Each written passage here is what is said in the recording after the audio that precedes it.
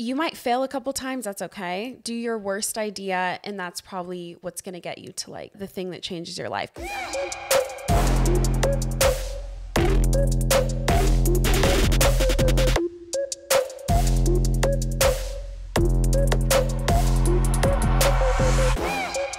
Today's guest is the person that inspired me to do my podcast in my bed.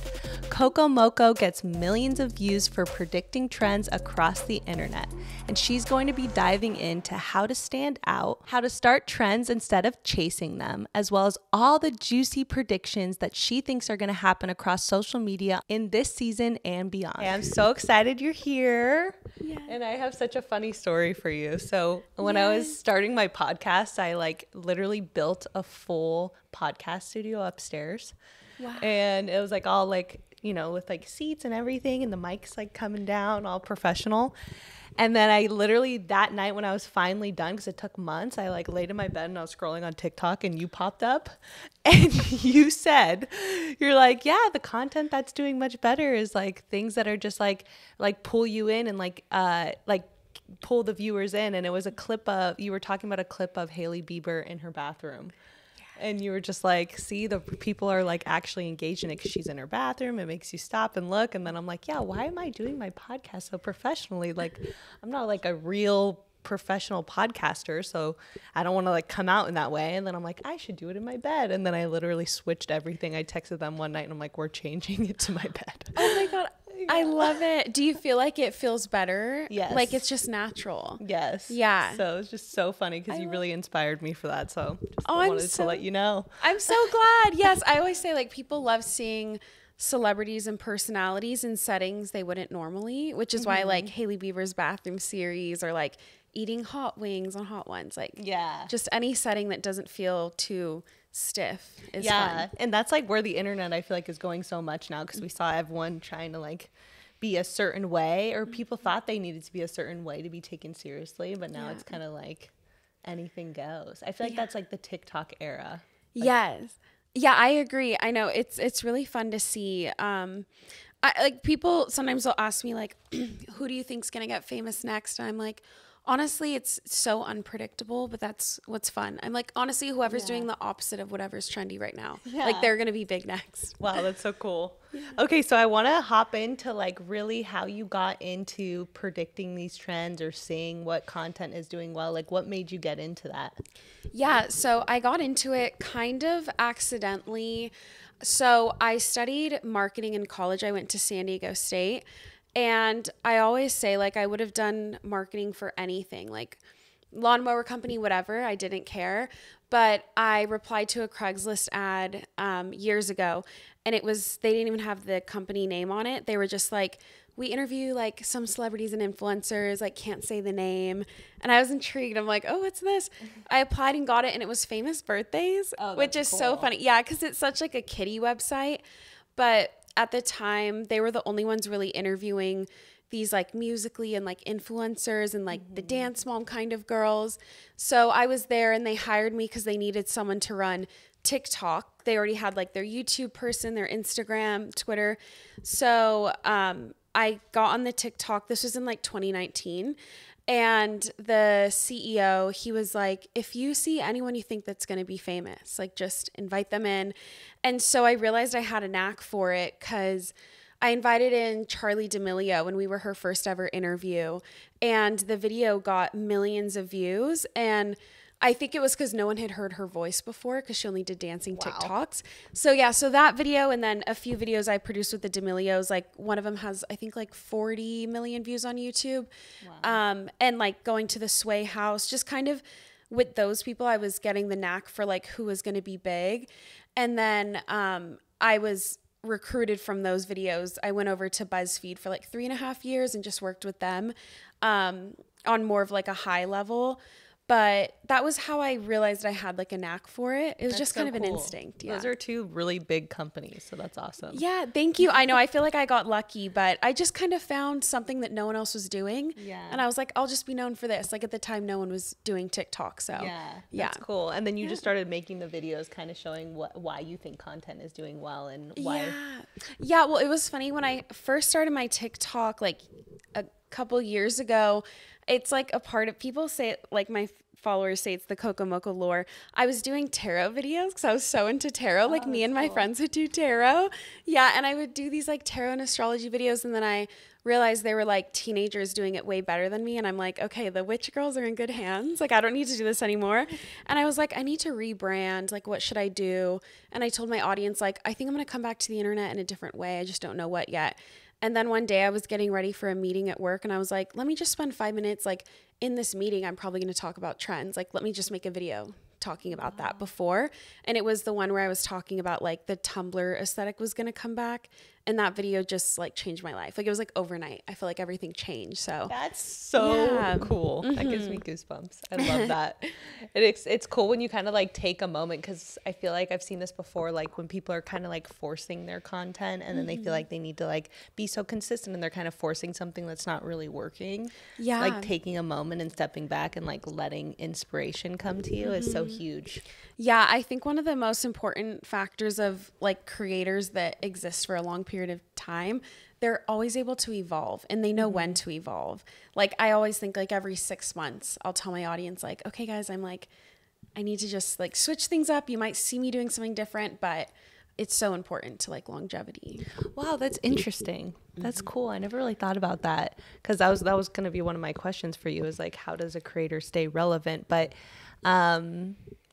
yeah, because I know there's like familiarity, like people like to see consistency and they're like, oh, she always says that one thing when she starts her videos, which is kind of interesting because I don't feel like I care about that, but they say people care.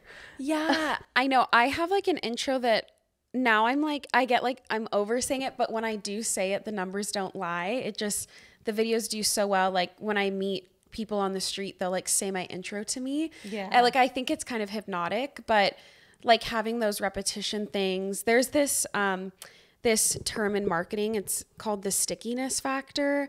And they talk about it in this book, The Tipping Point, with Malcolm Gladwell. And he says that the reason Blue's Clues like blew up and more than Sesame Street and stuff was because they couldn't afford to produce a new episode every day. So they would air the same episode like Monday through Friday, and children became obsessed with it because it was predictable and they could see the same thing over and over, and it became the most popular show. So like sometimes being predictable is good. It helps you be memorable, but that's crazy. Interesting. Yeah, because I feel like sometimes people can overcomplicate things because they want to be different.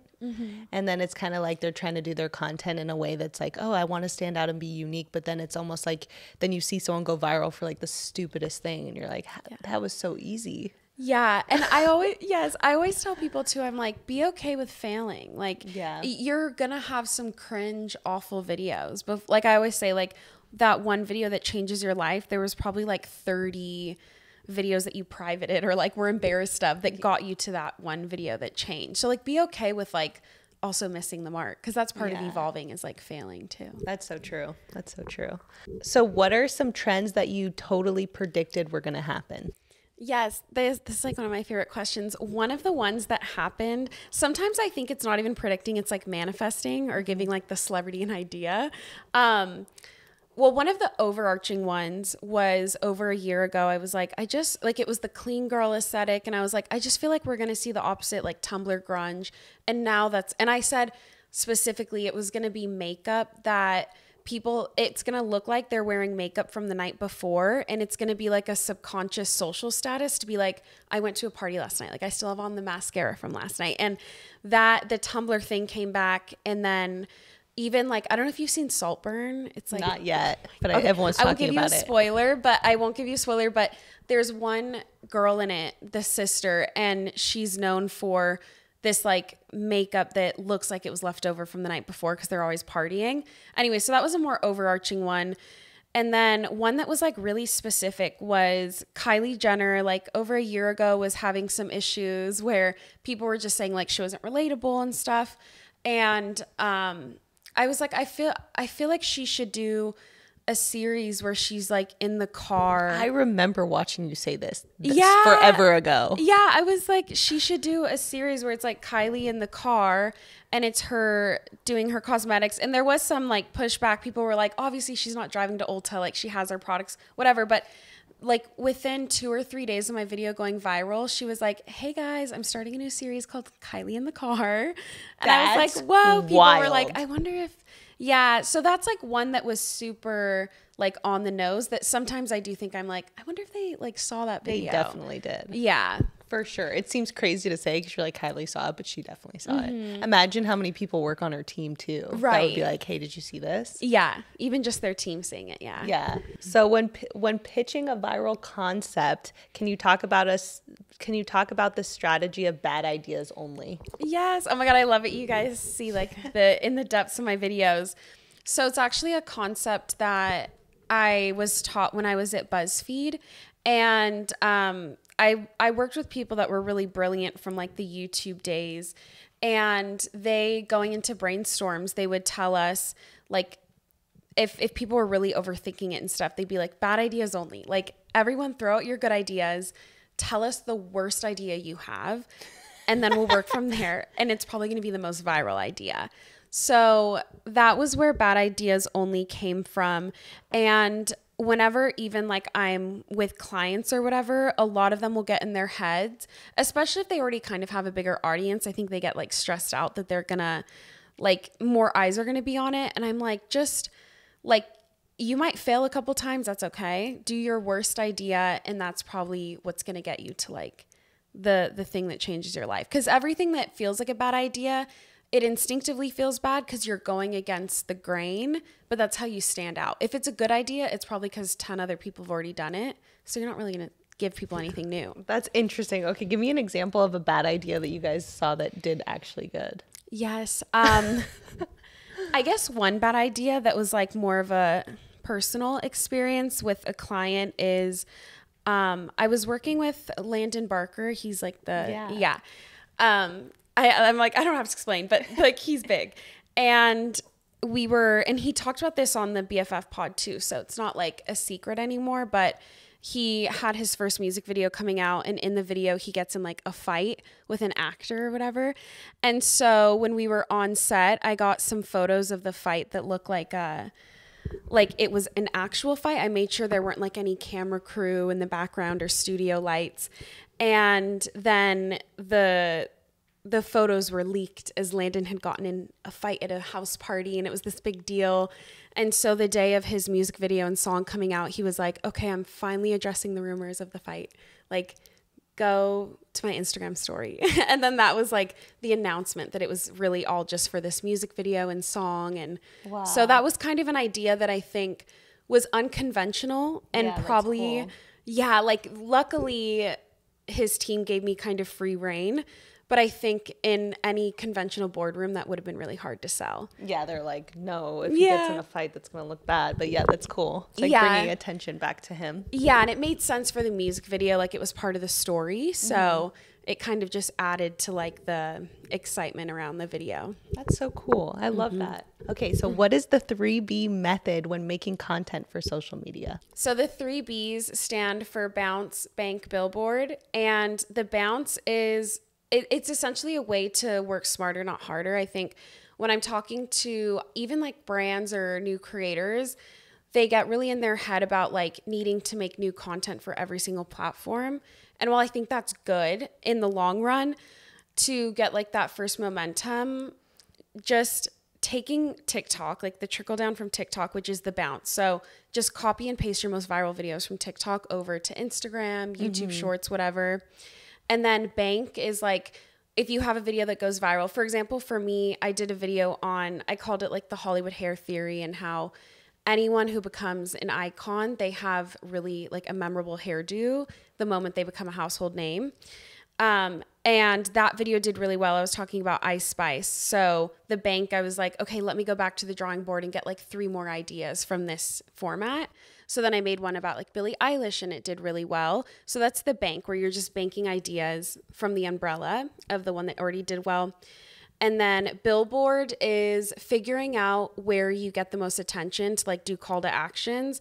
So for me, I miss when TikTok let you pin comments, because I think comments are a better real estate space than even your caption on TikTok.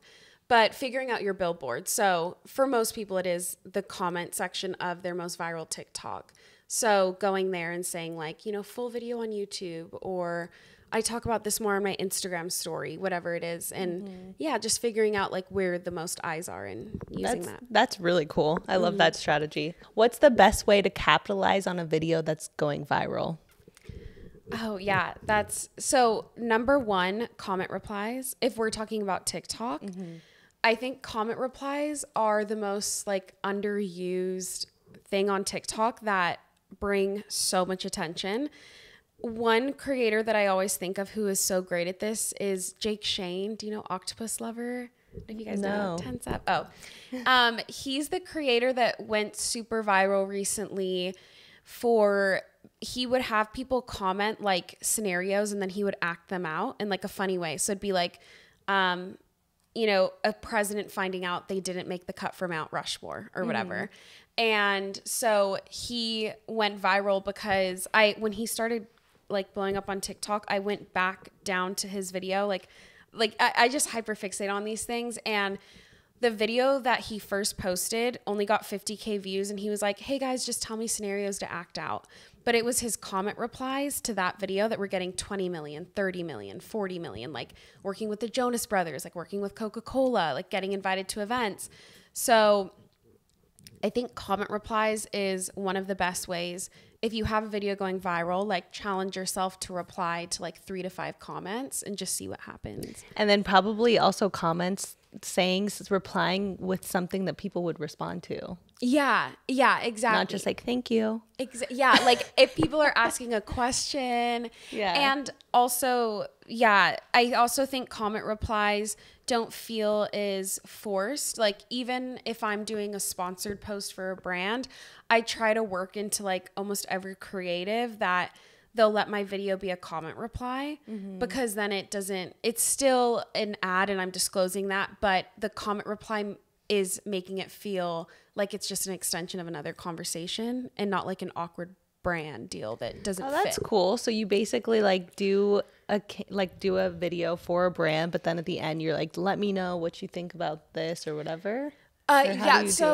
No, it's like the video that I'm posting is the comment reply. Oh, okay. Yeah. So like I just that's did cool. So if I'm doing like a brand deal, for example, like for a mascara, I'll tell them, like, I'll go through my comments and find a comment on a viral video where someone's like, what's the next makeup trend? And I'll send that to the brand and I'll be like, I'll do the video if I can do it replying to this comment. I love that. That's smart. And people love being like the comment that you replied to. So it gets your audience feel special. Yeah. And they want to keep commenting. Exactly. They want to be the next one that you reply to. So why do you think people become one-hit wonders on social media? I love this question because it's kind of like a question that I'm perpetually trying to answer. This sounds so counterintuitive to like what people want to do on the internet, but I think it's when someone becomes too good at being a trend, and I call it death by trend. And it's where I think one of the best things people can do if they're going viral for a trend, I have so many like little sayings. I like it. Yes. I call this like the Simon Cowell effect. And it's when Simon Cowell left American Idol at its peak. Like it was on cloud 9 and he just left. And I think that that's what people need to do is like when you're like at the top of your high horse of a trend, step away from it and do something like completely different while you have the attention. Like that's the best time to kind of like really move into the niche you actually want to do. And I see this also mainly with like music artists that become one-hit wonders, especially if their song goes super viral on the feed of TikTok and they don't have any other like discography or album out. They just become known for that one trend. And you can only introduce yourself to an audience once, like you can only have a first impression once. So you almost want to go and be trendy after you already have like a baseline of videos, even if they weren't super viral. Because if you just go viral for one thing and there's nothing else for your audience to see, I think that's when they become a one-hit wonder. That makes sense. But you probably, I'm assuming you can't go like too off into a different direction, right? Because if I was going viral for being like a dancer, but I didn't want to be a dancer, I couldn't like switch to like talking. Right. I think you have to be like strategic with it. Yeah. But I think the number one thing is, especially if someone goes viral for doing like one audio, like doing one dance or whatever it is, audios, especially now on TikTok, maybe have like a 2 to 3 week shelf life. Wow. Maybe 2 or 3 years ago, audios would go viral for a couple months. So as long as you're not tied to an audio, I think it's a little better. But I always say too, like, one of the best ways to grow an audience, no matter your niche, is like just talk to the camera. Like you have to be authentic because you're talking. So it's harder to be seen as one dimensional. Yeah, that makes sense. What's your favorite social media trend right now?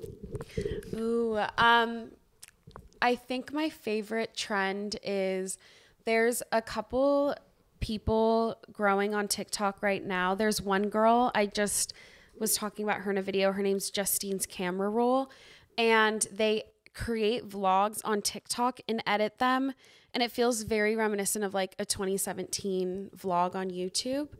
And like they have the graphics, and some people will have even like little intros. Like, I don't even remember on YouTube, it'd be like their username and then it's like and subscribe. Or like when all the makeup girls had the same like animatronic like graphic that would come up.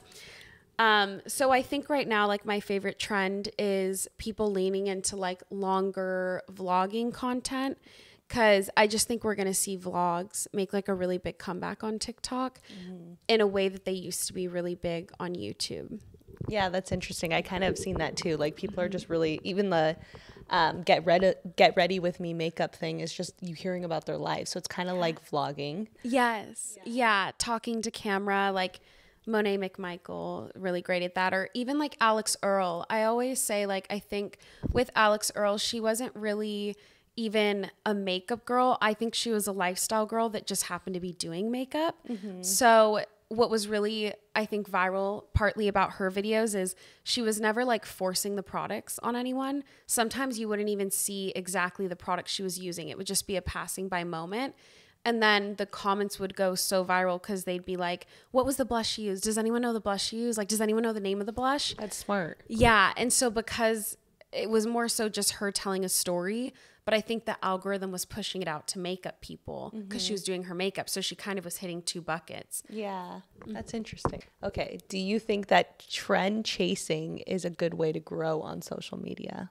No, and it sounds so counterintuitive to what I do, but I always say, like, I think I talk about trends because I'm more fascinated at looking back at them as like benchmarks as to why people's attention was places.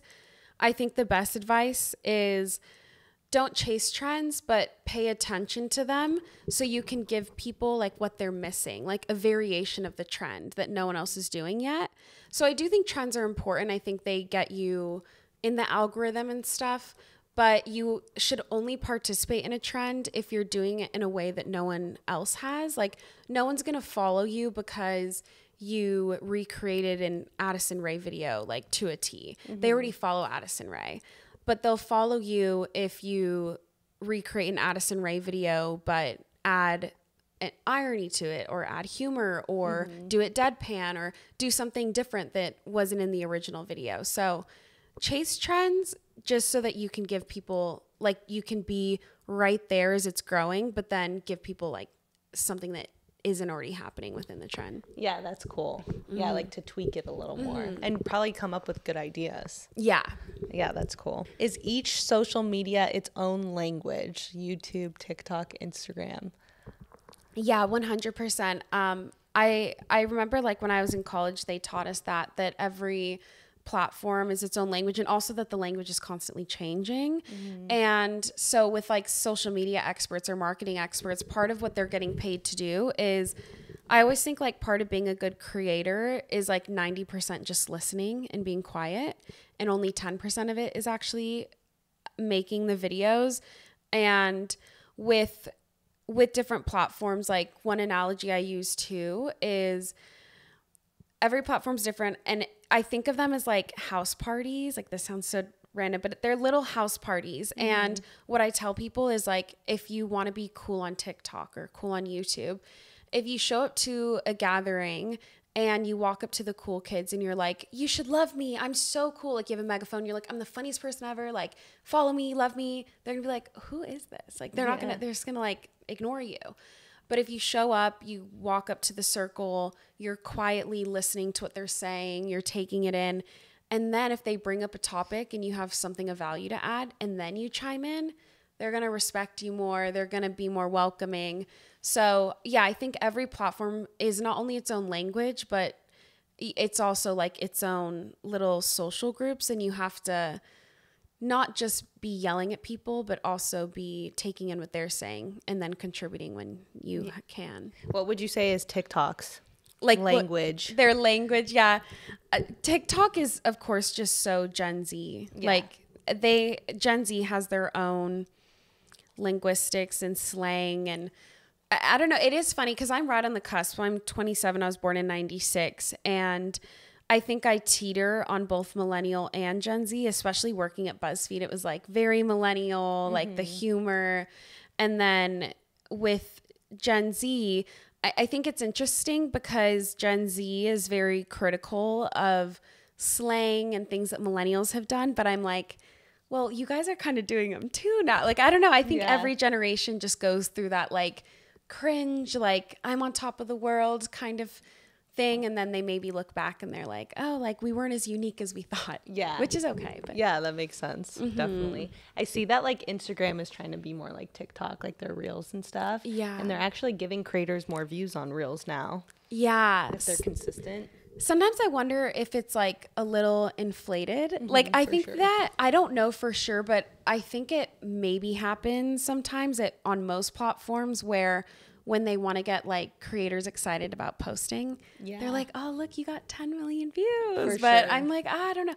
But yeah, Instagram's interesting. I always say like my prediction for Instagram is it's going to be just like our future, like Gmail. Like for me, I use Instagram as like to communicate. Like that's true. Me too. I use it a lot. Exactly. Like I'm like, I will never get rid of Instagram because it's kind of like my Gmail in a way. It's like how I communicate with people and book different things. So I think if Instagram just leaned into that instead of like trying to be TikTok. Smart. You're really good at thinking of shit. That's so true. Thank you. Because I literally like use my DMs like emails now. Like like if you work in social media, your Instagram is everything for how you communicate with other people that are working in social media. Yeah, exactly. Like email just feels so outdated now. Yeah, like email's like good to like go back and search things and like have like official documents, but for me, I feel like Instagram is where I'll book guests, like where I'll connect with brands sometimes. So yeah, Instagram truly is like the Gmail of like the future, I think. That's interesting. And then I heard TikTok's trying to like compete with streaming platforms, long form content. Yeah, they just had like a notification that went out a few weeks ago that they're going to start. I think it's still in beta, like you can't do it yet. But they're going to roll out a 30-minute feature on TikTok, which sounds so crazy, but I'm pretty sure I spend 30 minutes scrolling through 100 videos. Like if I could just find one really good video, like I just realized I did this unintentionally, but there was this drama recently with like the Real Housewives of Salt Lake City. I don't know if you guys saw it, but it was like this huge drama that blew up. I don't even watch the show anymore. But I got sucked into this TikTok account. I'm sure there's legal things that they're not supposed to do it, but they were like posting clips from the show just in succession. And I was just scrolling through their account for like an hour watching the entire episode. Wow. And I'm like, oh, if Bravo had just like posted this and then, you know, got ads or something. But yeah. That's true. That's smart. Yeah. Wow. There's probably so many people that want to hire you. They're like, wait, actually, you're right. Come over. What are your tips for hacking the TikTok algorithm with your content? Yeah, so with hacking the algorithm, the number one thing is do the new features that TikTok is rolling out. That goes for any platform. I learned this at BuzzFeed. Essentially what platforms do is they'll roll out new features and they want people to use the features.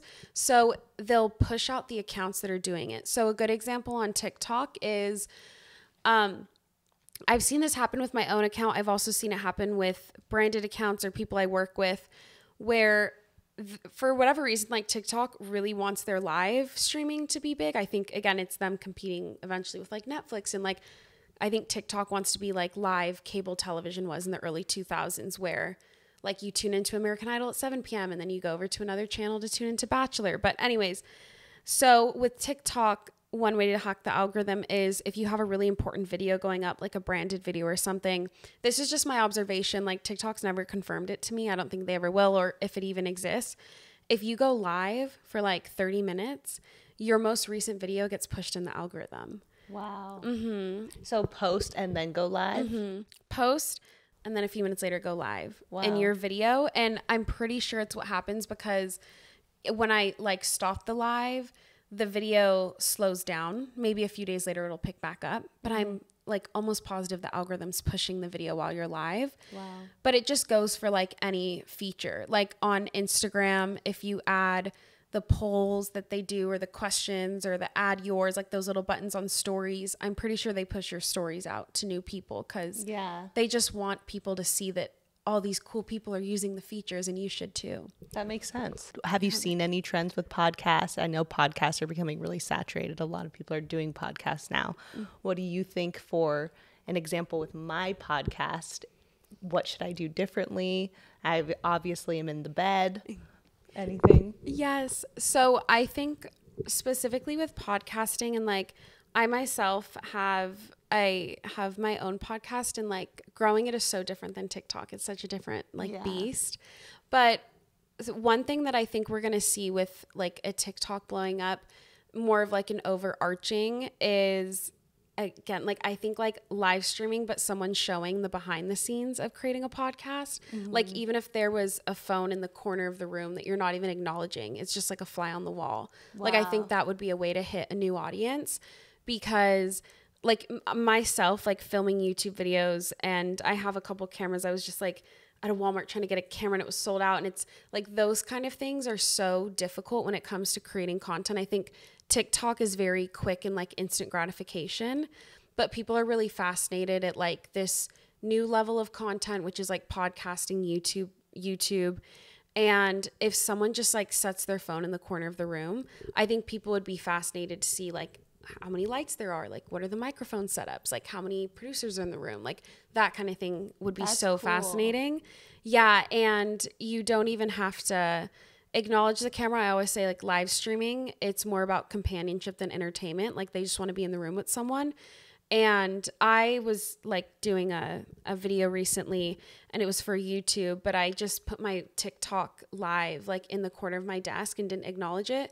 And the live got like more views than even the video, which is so fascinating. Cool. So I'm sorry it wasn't like so specific to yours. No, that makes sense. Yeah, I think that people giving like the behind the scenes fly on the wall for podcasting, because when I see podcasting, like it's so perfectly tied up in a bow, like on the algorithm and stuff. And I think podcast is like the last Wild West that people haven't shown like the behind the scenes. Or I was on Spotify when the Alex Cooper from Call Her Daddy released this interview with Ariana Madix from Vanderpump Rules. And like, I'm obsessed with that show. And she posted like a vlog on Spotify of her like rehearsing the questions and like going over the questions with her team and like setting up the cameras and like Ariana texting that she's almost there. And I was like, this is like more interesting than the actual podcast. That's so true. It's like the hype of it all. Exactly. I think like no one's really like pulled back the curtain on podcasting yet. And that's like the last frontier. I love that. That's really cool. I love that idea. Exactly. I also feel like putting a live up is a really good idea. I feel like someone said that to me a while ago, and I kind of didn't really think about it. And now that you're saying it again, I'm like, that's so meant to be. Yeah. I've heard that before, of like a live podcast would be cool. But I was like, but I'm thinking like maybe I'm like, what platform? Obviously TikTok's good, but I'm thinking like for the entire episode, you can almost probably make like a Twitch account on just chatting. Yeah. Keep that up and then do a TikTok on your phone. Yeah. Twitch would be cool. I'm not as well versed in Twitch, but I think that would be cool. I think also like Twitch is just bound to see more of a female audience eventually going over. I know there's big female creators, but it's so male oriented that like the pendulum of culture always swings. Yeah. And I'm sure in the next 5 years we'll see huge Twitch, like female led creators take over the way we saw like female YouTubers and stuff. So,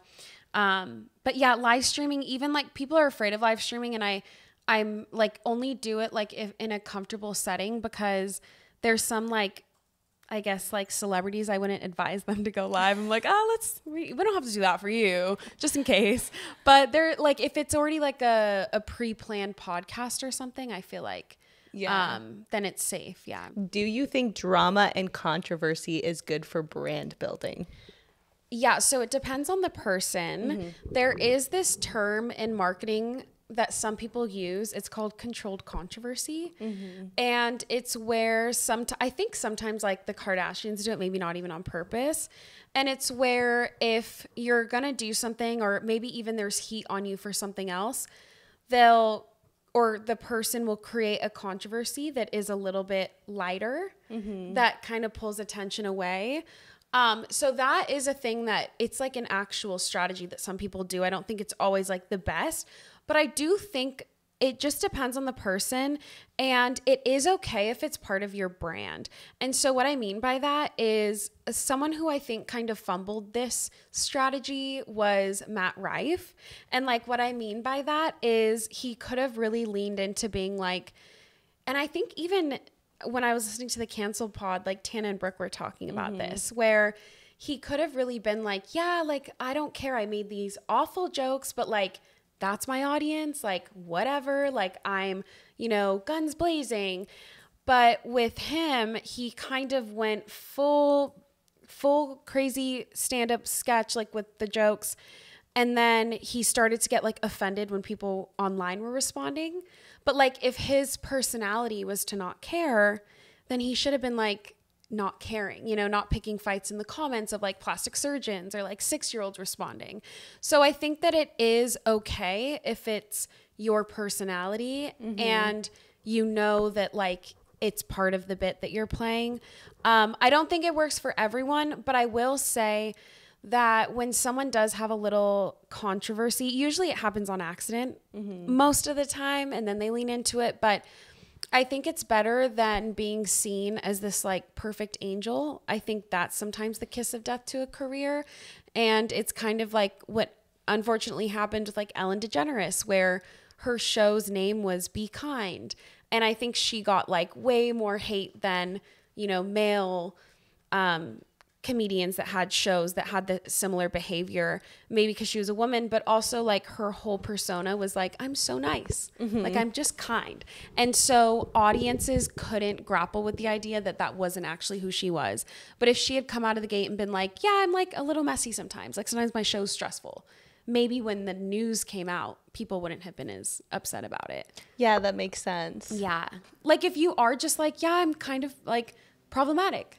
Sometimes people will be like, oh, like when something happens, they're like, that's okay. That's what I love about Tana. She's like the exact same in person as she is online, because she just like owns it. So that if you just own it, you can't be like really canceled. It's kind of crazy. Right. People are like, what are they going to point out the thing you already pointed out to everyone? Exactly. Like as long as you like know who you are and you stick to your values, and, I think like as long as you're not being malicious to anyone or like bringing anyone down with you. Like I think Tana's such a great example of like, yeah, like sometimes she gets in trouble, but like the joke's always on her, and she's never taking it out on people around her. Like I think she's like she leans into it, and it's not really at the fall of anyone else. Yeah, that's true. Wow, interesting. Okay, so let's get into fame. What's the best way to tell if someone's gonna get fame? Yes, this is my favorite, one of my favorite things to think about, and part of my job.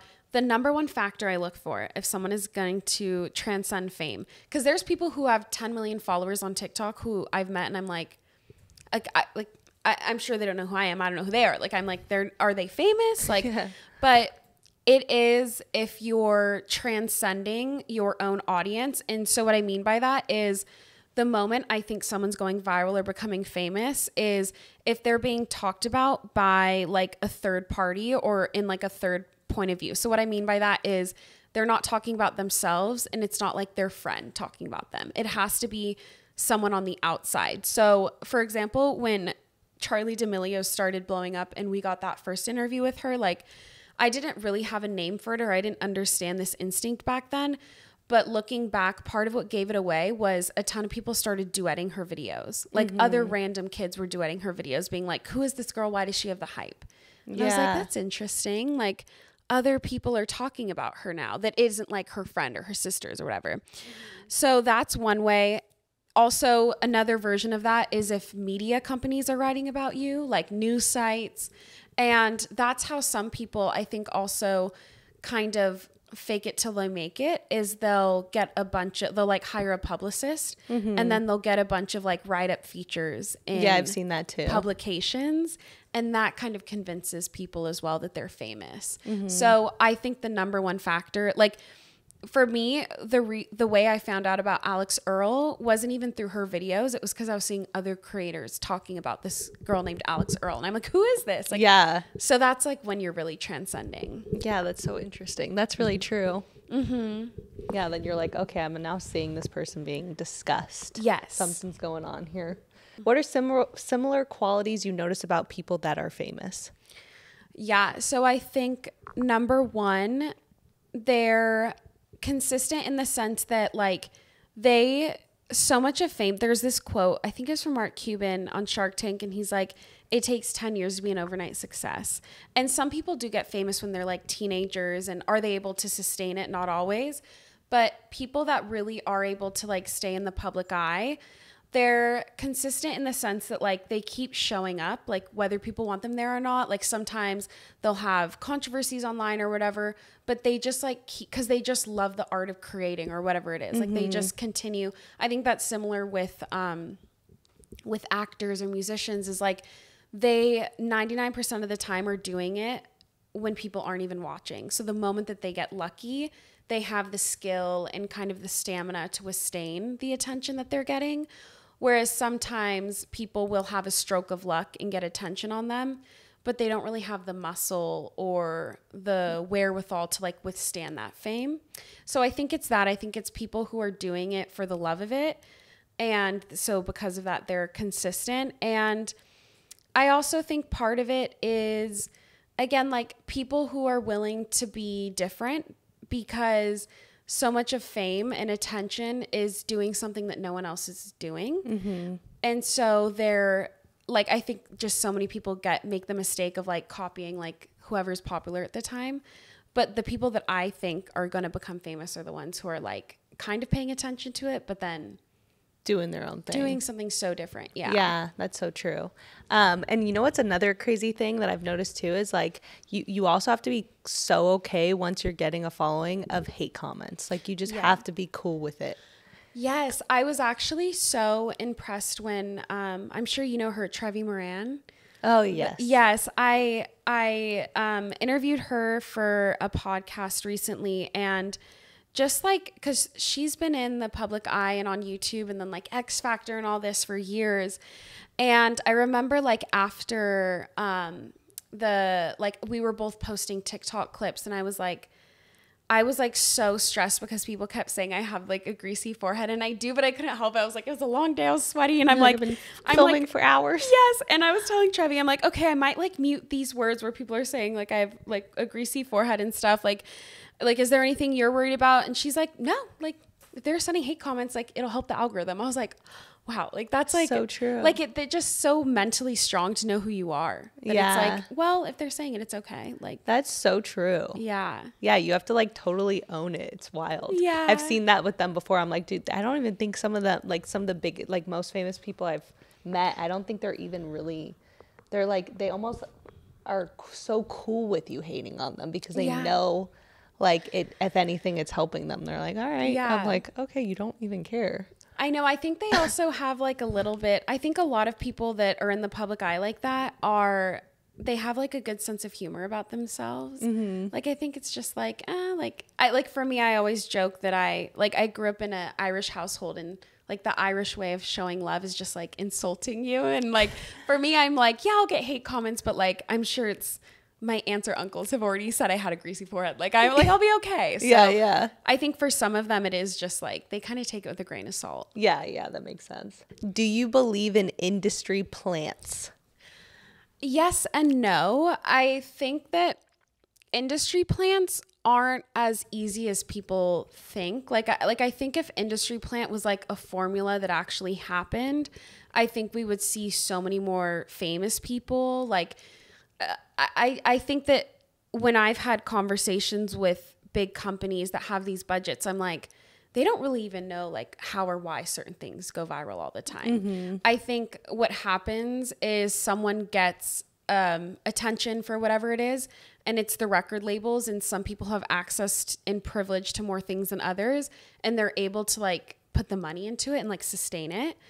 But like, I do think that there are some things that are kind of contrived, but I don't know. I think that just like attention and virality is so like I get paid to figure out why things go viral, and I still don't have an answer. And it's like why I have a job. Like the answer is always changing. No one really knows. That's so true. And so I think that like, I think that industry plant is like more of a buzzword to refer to someone who had a lot of resources and privilege to like keep showing up and creating until eventually it stuck. Like I think, you know, myself, I've worked minimum wage at Starbucks in my life for years. And like, I think back at that version of myself, like I would have never had the energy or time to like film 10 TikToks a day. Yeah. But it was true. Like, yeah. So I think it's like part of being an industry plant is just someone who had a lot of free time, which usually meant they had a lot of resources and privilege. Yeah, that makes sense.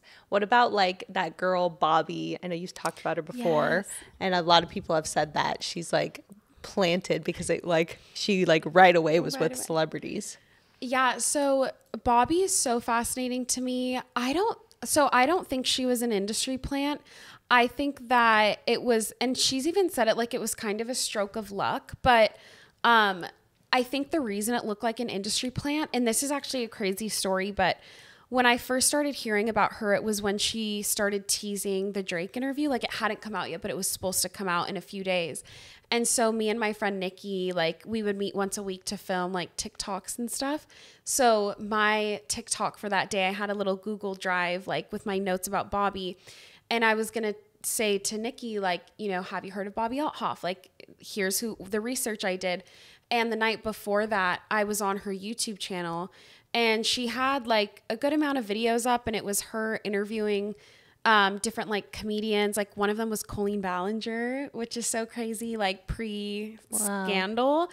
And so that was the night before. And then the morning we started filming, I went to grab screenshots, and Bobby or someone on her team had privated almost all the videos. Like there was like 2 videos up, and I was like, wait, what? Like this happened. Like I just saw it last night and it's gone. Like, yeah, that makes sense. So she's just cleaning up her page because now she's about to have a celebrity on. Yeah. So I think the reason it looked like an industry plant, I think that she was like working at it for a while and interviewing people. But the moment that she knew a lot of eyeballs were going to be on her account, she like privated everything. I don't know why. Like, I don't know if she wanted it to look effortless or something, but like the night before, and like you can find clips from her Colleen Ballinger interview and some of the other interviews, but it's pretty well wiped from the internet.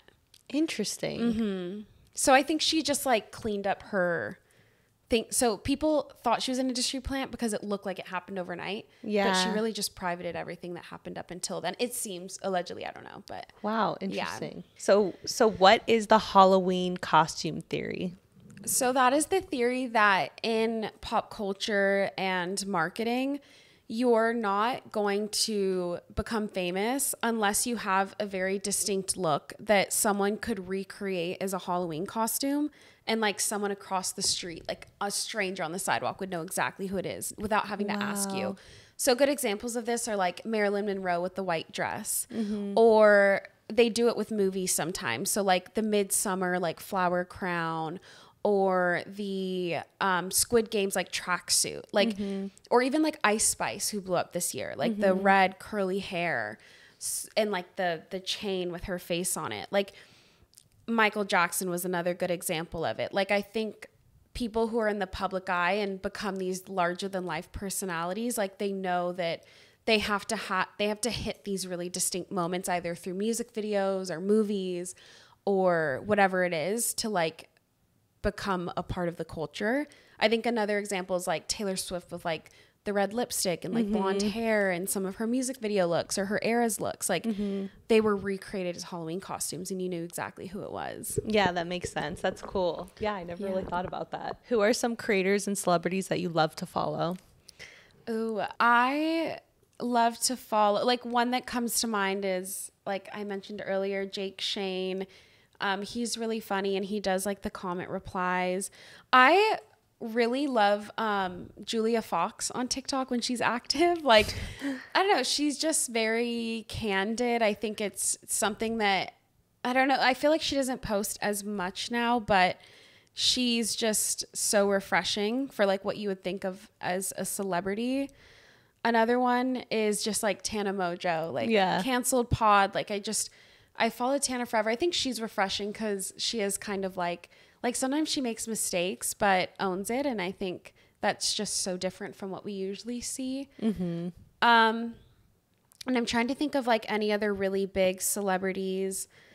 I really like Paris Hilton. I think that and she's an Aquarius. I always think this is like an Aquarius thing, but if you want to know like what's going to be next on social media, like just pay attention to what Paris Hilton's doing because she's always like 3 to 5 years ahead of everyone. So I think she did like a Meta or like Roblox like concert thing a few years ago. Wow. And now that's big. Nicki Minaj just created Gag City in Roblox like 2 weeks ago for her album launch. So Paris Hilton's always doing it. And then Paris Hilton did like a Hilton ad earlier this year that was 10 minutes long on TikTok. And it was like nominated at the Cannes Festival of Ads and stuff. Like, I just think that Paris Hilton is always a few years ahead of everyone. Yeah. So like me as a trend predictor, I'm always like, well, what's Paris doing? That's cool. I'm an Aquarius. Oh, me too. You are? Oh my God, how That's cool. Yes. Yeah, I love Aquarius. Yes. Dope. What are some other lifestyle trends that you think we'll see this year? I think we're going to see the comeback of YouTube, like vlogging though. Like I think we're going to see like a creator like Emma Chamberlain blow up on YouTube. Maybe they'll also be on TikTok, but I think we're going to see people craving longer content. And I think lifestyle is a really good way to execute that, like through vlogging, because I don't know, like I think that for so long, especially on like TikTok, like people's content is like 30 seconds long or whatever, but people are having short form fatigue and craving creators that they can go check in on every day. So I think we're going to see like someone blow up really big on YouTube, like, and it'll feel reminiscent of the old like vlog days. Logan Paul days. Yes. Oh my gosh. Like the vlogs every day, but yeah, that was wild. Yeah. Maybe not like that aggressive, but I don't know. I think right now so much of when I think of lifestyle content, it's like get ready with me's or like really quick snippets of someone giving their opinion on something in like the car. Yeah. But like no one, except there's one creator, Anna Paul, she does vlogs. Like I feel like there aren't a ton of creators who give you like an entire vlog of like their day from start to finish. And I think we're going to see that like be really big in 2024. Okay, cool. That's a good one. Which trends are you glad left? I honestly just audio heavy trends. Like so much of TikTok for the first couple years was people using the same audios over and over again. If it was like a dance, like I get that, like you need the music to dance, but maybe it's me coming from like the corporate side. I had so many conversations with brands where they're like, let's just like do a trending audio. And I'm like, do you have the legal rights? Like, did you get like, you know, do you own the copyright of the song? Like you probably don't. So, and I'm like, if you really want to be a good creator, like you can talk to the camera and be interesting. Without a trending audio. So I'm just happy to see that TikTok isn't as reliant on these like 15-second audios that were so big for so long. And like people were just doing the same thing over and over again. Like they weren't even really adding anything interesting to the sound anymore. Yeah, that makes sense. Okay, cool. So every episode I do a manifestation moment. Ooh. So close your eyes and tell us where you'll be in 3 years from now. Okay, 3 years from now, I hope that I have like a condo overlooking Santa Monica or like Marina del Rey. And I hope that I'm in like a Super Bowl commercial. Wow. I think that's like the sign of someone who's made it. And I just hope that I have like a really beloved show where I get to talk to celebrities like every single week and just ask them about themselves. Like I'm so inspired by Chicken Shop Date by Amelia Dim. So I hope I can have like even 1% of her success in my own type of show one day. I love that. Yes. I can totally see that for you. Thank you. Yeah, I hope so. For sure. You're so aligned for that. So we're manifesting it here. Thank you. And then what would you say is your $1 billion quality that got you to where you are today? Oh, I love that question. It is my willingness to try the new scary thing before everyone else. Like even when I'm hiring people or at my last job or whatever, like I'd always look for the person that was like not afraid to try the new thing. Like I remember when I was at Famous Birthdays, when I first got hired and I was doing TikTok, I remember being afraid like, oh my gosh, like this is going to hurt my resume if I apply anywhere else. Like no one's taking TikTok seriously. Like I need to have Instagram or YouTube on my resume. But little did I know that having TikTok on my resume would like change my life. So yeah, because you're so much more unique. That's cool. Okay, so where can we find you on socials? Tell us your TikTok, Instagram, everything. Yes. At Coco Mocoe on your preferred socials that you enjoy using. And if you want to hear me like ramble for a long time, I have a show where I usually just talk to myself every week called Ahead of the Curve with Coco Mocoe, or my show with my best friend Nikki called Share Your Screen. Love that. What's the difference between the both? Ahead of the Curve is usually myself. Like I just filmed an episode this morning talking about Saltburn, or I have guest on. And then me and Nikki, it's just the two of us like going back and forth rambling about pop culture. He used to work with me at BuzzFeed. That's how we met. Oh, that's so cool. We're both marketing. Yeah. Oh, I love that. Thank you so much for coming on. I appreciate you. This was such good information. I loved it. Thank you, my $1 billion baby, for tuning in to today's episode. I'll be replying to all your comments, so let me know what parts of the episode resonated with you the most, as well as what types of things you'd like me to cover in future episodes. I'll be releasing new clips every Tuesday, and you can follow me on TARUHHH and $1 billion baby on all platforms. I'll see you next week.